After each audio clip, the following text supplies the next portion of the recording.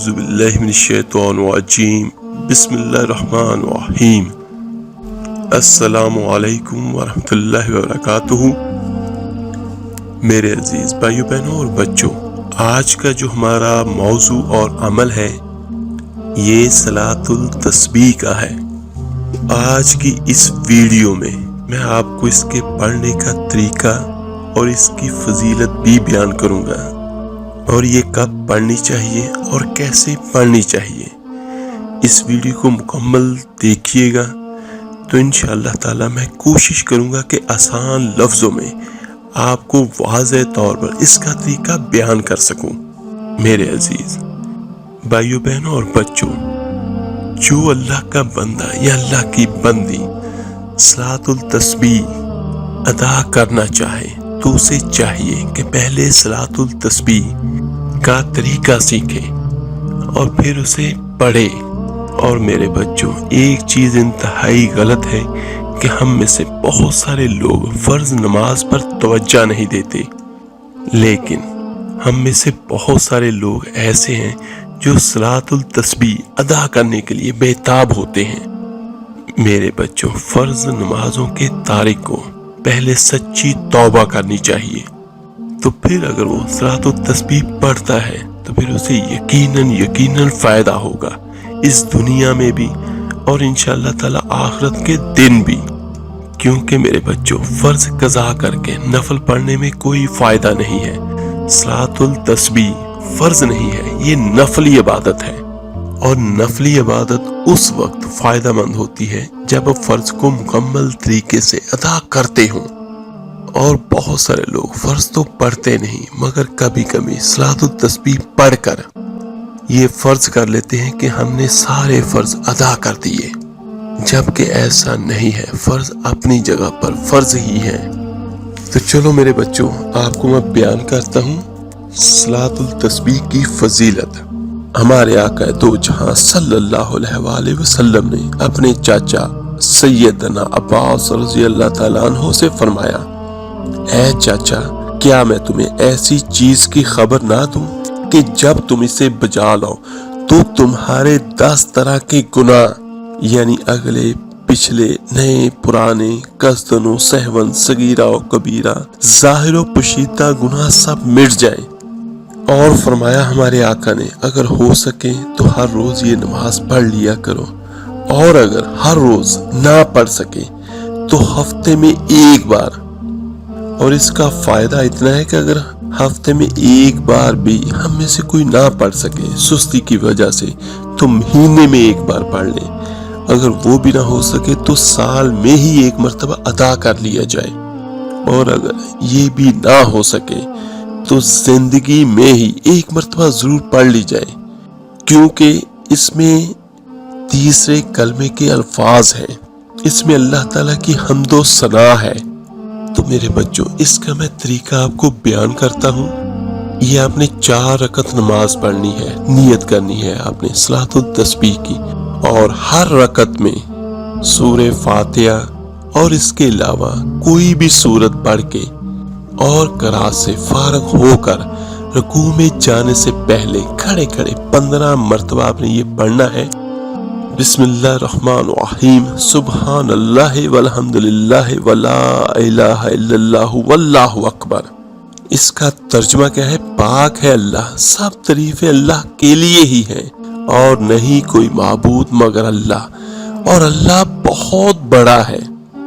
میرے بھائیو، یہ تسبیح یقیناً اللہ کی حمد و ثنا کے لیے بہترین ہے، اور بے شک میرے اللہ کی ذات واحد اس کے لائق ہے، کیونکہ وہی ہمارا خالق ہے، وہی ہمارا اللہ ہے۔ یہ آپ نے 15 مرتبہ پڑھنی ہے۔ اس کے بعد آپ نے رکوع میں جانا ہے، اور سبحان ربی العظیم کے بعد آپ جتنی مرتبہ بھی پڑھتے ہیں وہ آپ کو پتہ ہے 3 مرتبہ، 5 مرتبہ یا 7 مرتبہ آپ نے رکوع کی دعا پڑھی، آپ نے رکوع کی تسبیحات پڑھی، اس کے بعد آپ نے پھر 10 مرتبہ یہی تسبیح پڑھنی ہے، بسم اللہ الرحمن الرحیم، سبحان اللہ والحمد للہ ولا الہ الا اللہ واللہ اکبر۔ یہ پڑھنے کے بعد پھر سمیع اللہ لمن حمدہ اور ربنا لک والحمد کہنے کے بعد کھڑے ہو کر 10 مرتبہ پھر پڑھیں اور پھر پہلا سجدہ اور سجدے میں سبحان ربی الاعلی آپ نے سجدے کی تسبیحات پڑھنی ہے۔ اس کے بعد آپ نے پھر یہ صلاۃ التسبیح پڑھنی ہے 10 مرتبہ۔ آپ نے تیسرے کلمے کے وہی کلمات پڑھنے ہیں جو میں آپ کو پہلے بیان کر چکا ہوں۔ پہلے سجدے کے بعد جب آپ جلسے میں بیٹھتے ہیں تو 10 مرتبہ پھر آپ نے پڑھی۔ پھر آپ نے دوسرے سجدے میں سجدے کی دعا وغیرہ پڑھنے کے بعد پھر آپ نے 10 مرتبہ وہاں پڑھنی ہے، اور سجدے کے بعد کھڑے ہونے سے پہلے پھر آپ نے 10 مرتبہ یہی تسبیح پڑھنی ہے۔ تو یہ کس طرح ہوگی؟ پہلی رکعت میں آپ نے ثنا، الحمدللہ اور کوئی بھی قرآنی سورت پڑھنے کے بعد آپ نے 15 مرتبہ پڑھی۔ اس کے بعد آپ نے رکوع میں 10 مرتبہ پڑھی، یہ ٹوٹل ہوگی 25 مرتبہ۔ اس کے بعد آپ نے رکوع سے کھڑے ہو کر پڑھی، یہ ہوگی 35 مرتبہ۔ اس کے بعد پہلے سجدے میں پڑھی، سجدے کے بعد آپ نے جلسہ میں پڑھی، پھر سجدے میں پڑھی، پھر آپ نے جلسہ میں پڑھی کھڑے ہونے سے پہلے۔ تو یہ 40 مرتبہ تو وہ ہوگی اور 35 مرتبہ یہ، یعنی ایک رکعت میں 75 مرتبہ یہ آپ نے پڑھنی ہے۔ اور اسی طرح چاروں رکعتوں میں آپ نے 75 بار پڑھنی ہے، اور یہ کل تعداد 300 ہو جائے گی۔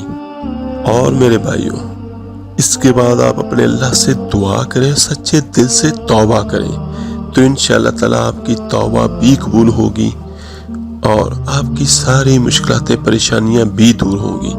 صلاۃ التسبیح پڑھنے کی بہت فضیلت ہے، اور دوسرے اس کے کچھ مسئلے ہیں وہ بھی میں آپ کو بیان کر دیتا ہوں کہ صلاۃ التسبیح اوقات ممنوعہ کو چھوڑ کر ہر وقت پڑھی جا سکتی ہے، یعنی جس وقت آپ کوئی بھی نفلی عبادت کر سکتے ہیں اس وقت اس کو پڑھ لیں، اور زیادہ بہتر یہ ہے کہ زوال کے بعد ظہر سے پہلے پڑھنا افضل ہے، یا رات کو آپ عشاء سے لے کر فجر کی اذان تک اب جب مرضی اس کو ادا کر سکتے ہیں۔ اور اس نماز کی چاروں رکعتوں میں الحمدللہ کے بعد جو بھی چاہیں آپ سورت پڑھ سکتے ہیں، یہ کوئی مقرر نہیں ہے، لیکن اس میں سورہ عصر، سورہ کوثر، سورہ کافرون اور سورہ اخلاص کا پڑھنا افضل ہے۔ یا آپ کو صرف ایک ہی سورت سورہ اخلاص بھی آتی ہے تو وہ بھی آپ چاروں رکعتوں میں پڑھ سکتے ہیں۔ اور ایک اور، اگر اس میں کوئی غلطی ہو جائے اور اس میں آپ نماز میں سہو ہو جائے تو سجدہ سہو میں یہ کلمات نہیں پڑھنے۔ آپ کو کوئی غلطی لگ گئی، کوئی آپ کا دھیان بھٹک گیا، تو آپ نے اگر سجدہ سہو کرنا بھی ہوا تب آپ نے یہ تسبیح نہیں پڑھنی، یعنی آپ نے یہ تسبیح صرف 300 مرتبہ مکمل پڑھنی ہے۔ اور ایک بات، تسبیحات میں اگر کمی پیشی ہو جائے تو سجدہ سہو لازم نہیں آتا، کیونکہ یہ نفلی عبادت ہے۔ اگر کوئی تسبیح کسی جگہ پر پڑھنا بھول گئے تو دوسرے نزدیک کے رکن میں وہ باقی تعداد آپ پوری کر لیں، یعنی اگر آپ نے کسی جگہ پر اس کی کوئی کمی پیشی ہو جاتی ہے کاؤنٹنگ میں، آپ کسی بھی رکعت میں آپ اس کو پوری کر سکتے ہیں، یعنی اگر آپ رکوع میں بھول جاتے ہیں، تھوڑی بہت کمی پیشی ہو جاتی ہے تو آپ سجدے میں بھی پوری کر سکتے ہیں یا اگلی کسی رکعت میں بھی پوری کر سکتے ہیں، کیونکہ یہ نفلی عبادت ہے۔